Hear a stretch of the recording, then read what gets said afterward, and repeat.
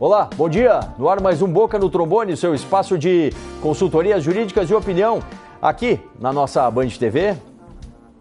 Muito obrigado para você que sempre se liga no nosso conteúdo jurídico. Mais de 10 áreas do direito que a gente atende. Você, telespectador, telespectadora, sempre contando com a tua interação. Olha, a plataforma de contato já fica aberta. Tá na tela, ó. Você pode ver aí. Tem o nosso WhatsApp para suas mensagens de texto e também o nosso perfil lá nas redes sociais, @programa Boca no Trombone. Você nos encontra no YouTube, no Instagram e no Facebook. Vem com a gente para mais essa edição.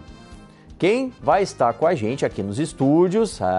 Time forte, olha só. Na área previdenciária, a doutora Natasha Bublitz, do BM Advogados, o doutor Pedro Marcon, nosso especialista no direito trabalhista, e a doutora Luciana Pereira da Costa, na área do direito tributário. Estão prontos aqui para responder as dúvidas que vocês vão encaminhando para a gente. Mas temos mais conteúdo. Vamos saber o que preparamos, além disso, aqui no Boca desse domingo. Tem o recado da FETAPERX para os aposentados e pensionistas, com seu informe sindical. Também o recado do Sindipetro RS para os petroleiros e petroleiras. Hoje é dia de Mundo Imobiliário, trazendo as questões do direito imobiliário. E o trabalho e saúde, as dicas aí para os trabalhadores da área da saúde. Muito bem, sem perder tempo, direto e reto, vamos lá para a consultoria, né? Porque já temos mais questões que chegam para a gente aqui.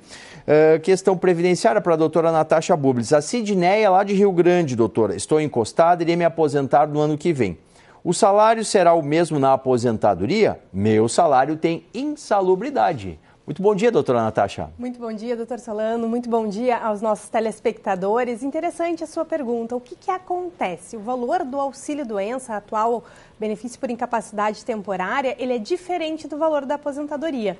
Se a aposentadoria for de acordo com as novas regras após a reforma da Previdência, ela será de 60%, uma média de todas as suas contribuições desde julho de 94, 60% mais 2% do teu tempo excedente a 15 anos ou 20 anos, ali dependendo se é homem ou mulher, de contribuição.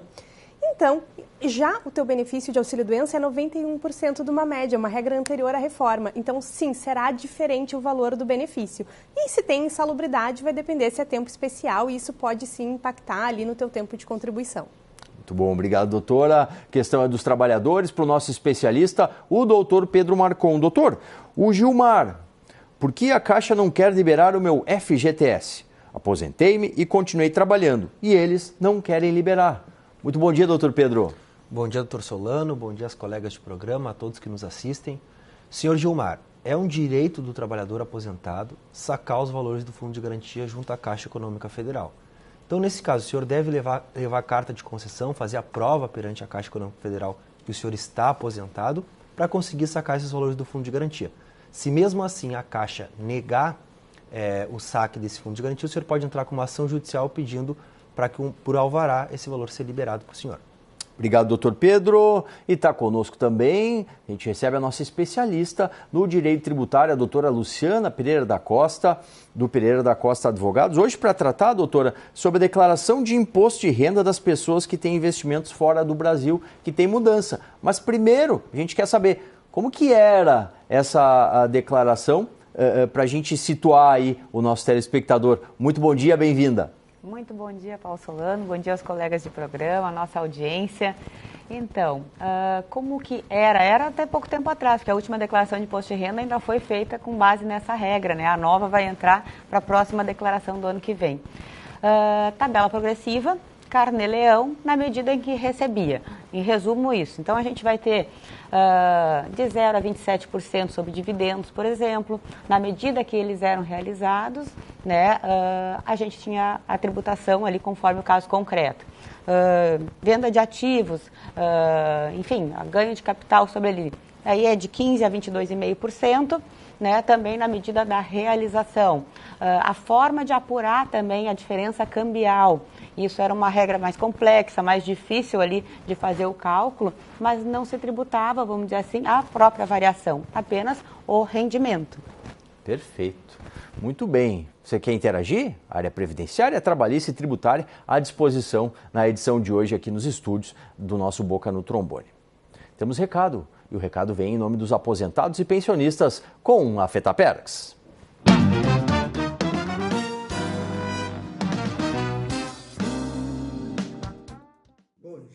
doutor Solano, senhores telespectadores, aposentados, pensionistas, idosos e amigos.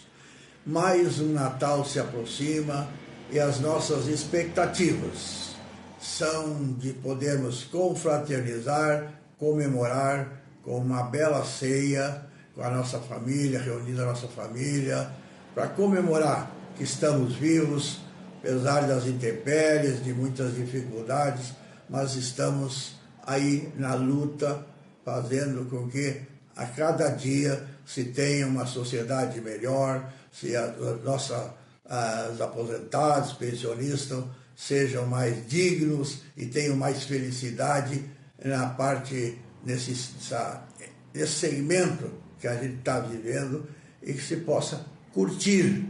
E vamos torcer que o governo, que já antecipou o 13º, que não cumpriu com o 14º, então agora antecipe os nossos benefícios para que a nossa ceia realmente se realize e se tenha um Natal de confraternização e se possa ter bastante alegria nessa festa de confraternização da família. Um grande abraço a todos e um bom fim de semana. Muito grato ao presidente José Pedro Kuhn, da FETAPERGS, sempre atento às demandas da categoria. Vamos com mais questões? Mais uma previdenciária para a doutora Natasha Bublitz. Doutora, o Eduardo, tenho 65 anos e 15 de contribuição. Sou MEI, microempreendedor individual. Consigo me aposentar, doutora? Doutor Solano, é sempre uma alegria quando a gente tem uma boa notícia. Eduardo, como MEI, tu pode se aposentar por idade e tu já preencheu os requisitos com 65 anos de idade e 180 contribuições, acredito, com esses 15 anos de contribuição. Então, sim, já preencheste os requisitos, pode encaminhar a sua aposentadoria e começar aí no ano que vem com essa boa notícia. Domingo feliz, né? Domingo feliz. É sempre bom quando a gente tem essa notícia para dar. Muito, e como. Doutor Pedro, mais uma dos trabalhadores para o senhor, o José, lá de Caxias do Sul. A empresa me demitiu em função da aposentadoria. Isso é correto? Se quiser voltar ao trabalho, em quanto tempo posso voltar? Vamos subir a serra para responder essa aqui para o José, doutor Pedro. Bom dia, senhor José. Não há nenhum impedimento legal que a pessoa que se aposentou continue trabalhando com carteira de trabalho assinada. Então, nesse caso, o fato do senhor estar aposentado não retira o direito de continuar, de seguir trabalhando. Agora tem que ver se essa rescisão, se essa dispensa da empresa foi uma dispensa imotivada, enfim, o senhor não tem nenhum tipo também de estabilidade. Então, reforçando, o aposentado ele pode sim seguir trabalhando de carteira de trabalho assinada normalmente. Perfeito. A gente está recebendo a doutora Luciana Pereira da Costa, nossa especialista no direito tributário. Doutora, e o novo cenário, a gente está falando hoje sobre a declaração de imposto de renda das pessoas que têm investimentos fora do Brasil, né? Como que ficou em razão da nova lei?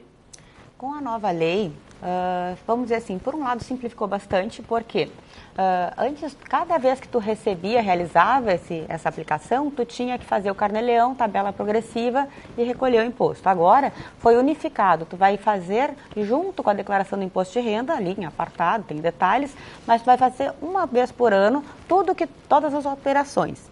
Tem um detalhe importante aqui, uma coisa é a data do pagamento, que vai ser diferida para o ano seguinte na declaração. Outra coisa é a apuração, que vai ser na realização. Então, ali a variação cambial é importante para ter as datas corretas. Falando em variação cambial, antes a gente não tinha a tributação sobre a variação cambial. Agora, temos ali. Então, se o real se desvalorizou e no câmbio ali, o dólar, por exemplo, supervalorizou, tu pode ter tido até um investimento que tenha dado negativo, mas que com a variação cambial tu ainda teve ganho e tu vai sim tributar 15% sobre essa diferença. É interessante a gente ficar atento. Um detalhe rapidinho, sim. Conta remunerada, conta não remunerada, na próxima resposta eu dou, porque isso faz toda a diferença sobre essa resposta aqui e para a gente ter daqui a pouco um cuidado na hora de abrir aquelas contas globais que hoje está cada vez mais fáceis nos aplicativos de banco, né? Doutora Luciana já deixa o spoiler para a próxima aí, muito bom. Vamos para mais uma área do direito? Sim, Boca no Trombone atende várias. Então, vamos para a edição de hoje do nosso Mundo Imobiliário.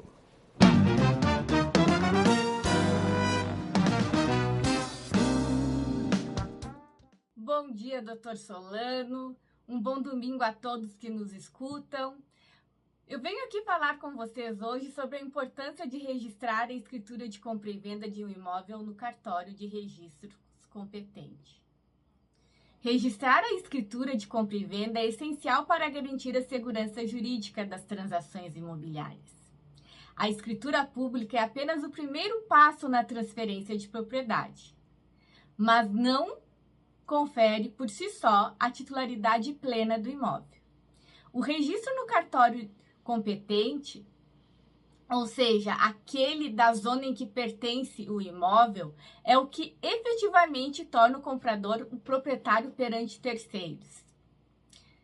Atenção, sem esse registro, o antigo proprietário ainda aparece como dono na matrícula do imóvel, o que pode gerar problemas como penhoras, hipotecas ou até a venda do mesmo imóvel a outras pessoas. O registro protege o comprador contra esses riscos, garantindo a publicidade, segurança e eficácia jurídica da transação. Muito obrigado à doutora Mariela Negrelli, especialista no direito imobiliário. Tem dúvidas sobre o mundo imobiliário? Mande, está na tela aí, ó, os nossos contatos, tem o WhatsApp e também tem o nosso perfil das redes sociais. Mais interação, mais interatividade aqui com os nossos telespectadores. Doutora Natasha, o Luciano lá do município de Portão. Tenho 37 anos de contribuição e 50 de idade. Tenho direito à aposentadoria?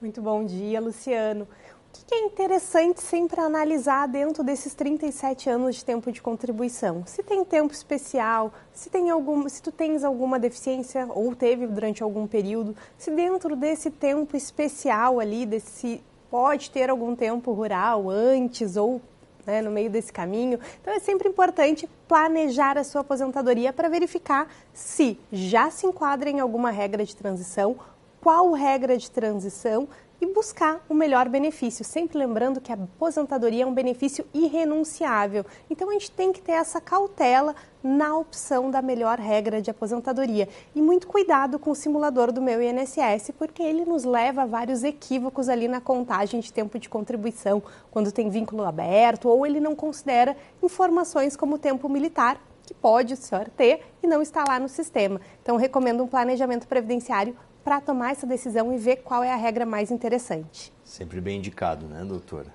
Vamos com mais uma dúvida agora do direito do trabalho. Quem está com a gente nos assessorando é o doutor Pedro Marcon, nosso especialista em nome de Marcon Advogados. Doutora Carol, estava trabalhando sem carteira, mas não sabia que a empresa tinha me deixado como autônomo. Saí da empresa e disseram não ter direito algum. Fiquei 20 dias e tenho comprovante das passagens. Tenho direito ao valor das prestações de serviços? Quer saber a Carol? Bom dia, Carol. Essa é uma pergunta típica, se essa sua relação é uma relação de emprego ou não. Para ser preenchidos os requisitos de uma relação de emprego, a senhora tem que trabalhar de uma forma pessoal, né? Uma pessoa física prestar serviço e não podendo se fazer substituir por outra pessoa. Esse trabalho tem que ser subordinado, né? Está dentro das regras da dinâmica da empresa. O serviço tem que ser um trabalho habitual, a senhora tem que trabalhar várias vezes na semana, relata que foi por 20 dias, e aí fica uma dúvida se isso aí é tempo suficiente ou não para encarar como um vínculo de emprego, e um trabalho oneroso, a senhora receber algum valor por esse trabalho. Quando é um vínculo por prestação de serviço, se não tem um vínculo de emprego reconhecido, a senhora só terá direito de receber o valor pela prestação de serviço. Agora, se for preenchido todos esses requisitos do vínculo de emprego, a senhora tem direito a salário e todos os direitos na CLT. Férias, 13º salário, fundo de garantia, enfim, pelos 20 dias de trabalho. Obrigado, doutor Pedro. A doutora Luciana Pereira da Costa hoje está tratando sobre aquelas pessoas que têm um investimento fora do Brasil e fazem a sua declaração de imposto de renda, né, doutora? Existem casos de isenção nesse ponto, na declaração de IR das pessoas com investimentos no exterior? Sim, é interessante a gente ficar atento, Solano, ao que é o conceito da lei, né? Ela fala que vai tributar aplicações financeiras. E o que ela está entendendo por aplicação financeira? Tudo que for aplicação que tenha rendimento, por exemplo. Né? É um conceito muito amplo, mas tem aqui, quando a gente abre uma conta em outro país, ela pode ser remunerada ou não remunerada. De regra, a gente vai dizer, vamos optar pela remunerada, não há quase diferença ali na hora de fazer, vamos dizer assim, as opções e abrir a conta. Mas Vamos supor que esse rendimento, eu trouxe um caso aqui para dar um exemplo, esse rendimento seja de 0,5% ao ano. E tu coloque lá 10 mil. Vamos botar que o João botou 10 mil, a Maria botou 10 mil, só que a conta da Maria não remunerada. E a do João é remunerada, as contas no exterior. A variação cambial aqui, ela vai ou não vai ser base de cálculo para a tributação. Então, por exemplo, ele botou ano passado, agora, final do ano de 2024, quando a gente encerrar 31 de dezembro, o valor do dólar e essa variação cambial, no caso do João, vai ser tributado em 15% por causa da opção pela conta remunerada, às vezes em 0,5%. Nesses 10 mil, vamos botar que 0,5% ao ano dá $50, que deve dar, vamos botar arredondado aí, 200 e poucos reais, menos de 300, com certeza. Para ter esse rendimento, ele vai estar pagando, eu estou resumindo o cálculo, mas quase R$800.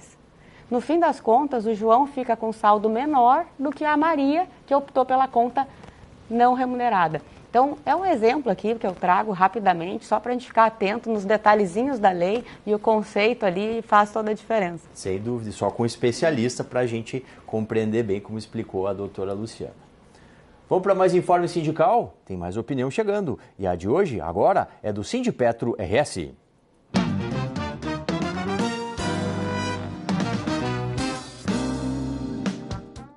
Bom dia a todos e todas. O Sindipetro RS esteve presente nos debates do G20 Social.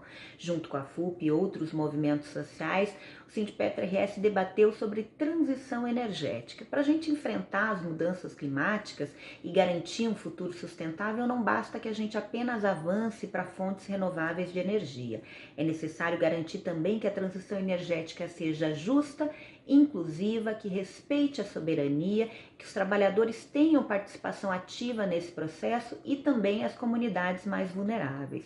O Brasil, ele tem um papel estratégico, porque nós temos uma riqueza de recursos naturais e também nós temos potencial para liderar a transição energética global. Então, essa mudança ela precisa ser feita com responsabilidade. Não aceitar que os trabalhadores sejam precarizados ou as comunidades sejam excluídas. É necessário colocar as pessoas no centro desse debate e também priorizar o bem-estar coletivo. A transição energética ela exige soberania. Nós não podemos ceder às pressões dos grandes conglomerados internacionais que querem explorar as nossas riquezas, mas que não têm um compromisso com o país ou com os trabalhadores. Então é necessário uma participação popular para construir um modelo que seja democrático e sustentável. É preciso garantir que essa transição energética seja uma oportunidade para reduzir as desigualdades, para proteger empregos e também para construir um Brasil mais justo. Um bom final de semana a todos. Muito obrigado a Nalva Faleiro, que é diretora do Sindipetro RS, nos atualizando aí das demandas da categoria.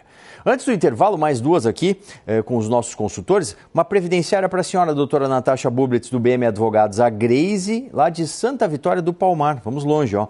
37 anos de idade e 14 anos e 11 meses de carteira assinada. Quantos anos faltam para a aposentadoria e com qual idade? Grace, importante já estar pensando na sua aposentadoria e planejando. Hoje, com o que tu tens, provavelmente não vai se encaixar em nenhuma das regras de transição e irá se aposentar por idade aos 62 anos de idade.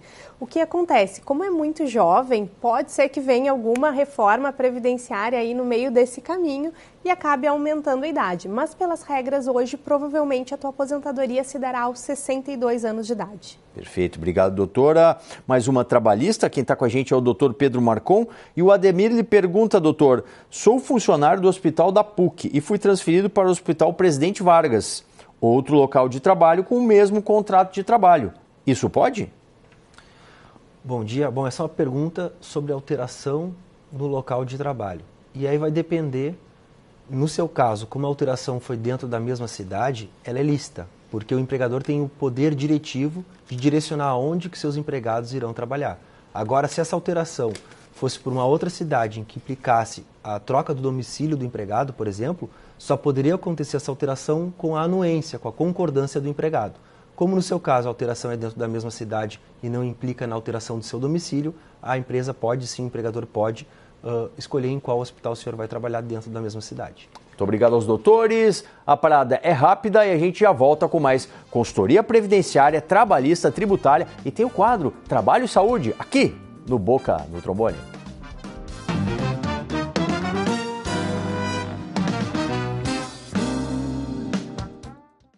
Atenção, fique atento. Beba água pura, livre de vírus e bactérias. Água sem cheiro, sem gosto, com importantes sais minerais, ideal para a sua saúde. Purificadores e mineralizadores de água natural, gelada e alcalina é na WaterSul. WaterSul, atenção total ao cliente. Ligue 3231-4567. WaterSul, 3231-4567. A OAB-RS está atuando em defesa da sociedade neste período de crise que vivemos em razão das enchentes. Bradamos pela extinção da dívida do Estado com a União, pois ela já está paga há muito tempo. E buscamos esse reconhecimento no STF. Demandamos a antecipação e o pagamento de precatórios federais, estaduais e municipais. A OAB-RS também trabalha pela criação de uma zona franca no Estado para gerar emprego e renda. E requeremos o uso do Fundo de Defesa dos Direitos Difusos para o Estado. A GT Capital presta assessoria financeira personalizada para cada cliente conforme o perfil e o momento de sua vida. Através de várias modalidades de investimento, a equipe especializada aplica o seu dinheiro com segurança, eficiência e planejamento. Acesse gtcapital.com.br e abra sua conta. GT Capital, assessoria patrimonial para quem busca ir além. O dia começa cedo para todo mundo. Para quem precisa fazer acontecer e para quem movimenta o dia a dia. Pode não parecer, mas muita coisa aqui passa pelo agro. De um jeito ou de outro, todo mundo participa. Quando o agro vai bem, a vida anda melhor. E quando eu penso que o agro também alimenta empregos, o mercado e o futuro, sempre me emociono. O Senar existe para apoiar o agronegócio, porque força para o agro é força para movimentar toda a sociedade.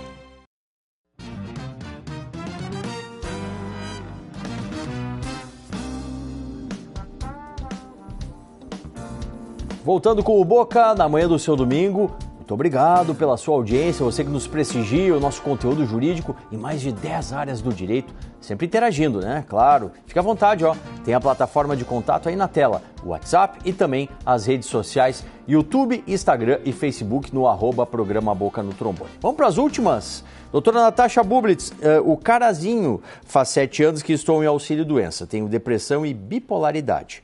Meu médico falou que terei de tomar remédios sempre, terei perícia. Tenho direito numa aposentadoria? É interessante essa pergunta. Primeiro, a gente tem que destacar que os valores da aposentadoria depois da reforma, eles não são mais 100%. Ele vai ser proporcional ao teu tempo de contribuição. Então, nem sempre é vantajoso estar aposentado por incapacidade comparando com o auxílio-doença. Ultrapassado isso, o que tem que ser observado? Não é o fato de tomar a medicação de forma contínua ou até o final da vida que gera o direito à aposentadoria, que a incapacidade passe a ser permanente. O que está condicionado é a capacidade de trabalho ou não. A medicação, ela não é algo tão linear assim, só porque tomo medicação vou me aposentar. Então tem que analisar com o seu médico se essa incapacidade deixou de ser temporária e passou a ser permanente. Obrigado, doutora. A questão é trabalhista para o doutor Pedro Marcon, do Everton, lá de Gravataí, doutor. A empresa tem que pagar multa quando não paga o adicional noturno e as horas extras no mês correto? Novamente, nesse mês, não pagaram no 5º dia útil, doutor. Bom dia, Everton. As horas extras e o adicional noturno trabalhado no mês deve ser pago até o 5º dia útil do mês subsequente, juntamente com o salário. Infelizmente, na legislação trabalhista, não há nenhuma previsão para multa quando não há o pagamento do adicional noturno e das horas extras no prazo correto. Porém, se o senhor está recebendo o salário em atraso, junto com o pagamento dessas outras verbas, o atraso reiterado de salários gera direito ao trabalhador receber indenização por dano moral. Obrigado, doutor. E doutora Luciana Pereira da Costa, com o seu poder de síntese aí, diga pra gente como ficam os casos de empréstimos entre pessoas e as diferentes consequências da declaração de IR daqueles que têm investimento fora do Brasil. Então, vamos dar um exemplo. Se Gerson, residente no Brasil, empresta para a Ana, também residente no Brasil, mas via conta no exterior, tanto do Gerson quanto da Ana, essa é uma apuração entre residentes no Brasil e continua sendo tributada a tabela progressiva, na realização do rendimento já tributa. Se essa operação, vamos pegar e botar, a Ana mora no exterior, aí neste caso, ela residente no exterior, não há incidência da lei nova e não há tributação. Neste caso, não se caracteriza a aplicação financeira pela letra da lei. Se ele resolver emprestar para uma pessoa jurídica, pessoa offshore, vamos dizer assim, e ele colocar via empréstimo, aí neste caso ele vai sim considerar uma aplicação financeira e vai tributar em 15%. Se ele colocar como contribuição direta, aí a tabela progressiva direto na realização. Obrigado, doutora. Trabalhadores da saúde, vocês estão aí? Chegou o seu quadro, está no ar, o Trabalho e Saúde.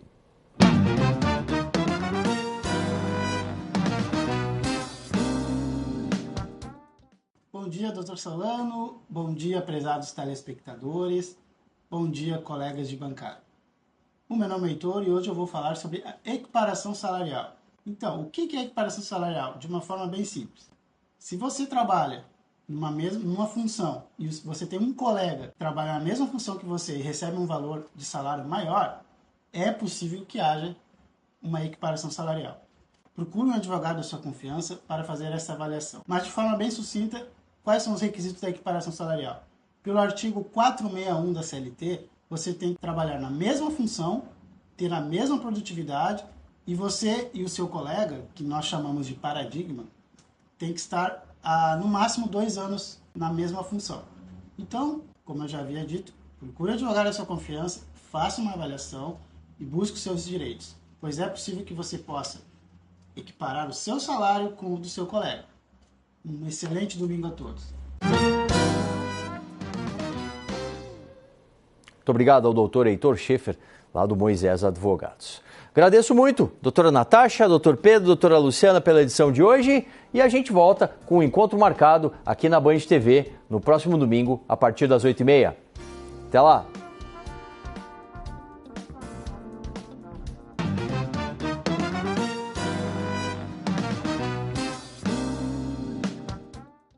A OAB-RS está atuando em defesa da sociedade neste período de crise que vivemos em razão das enchentes.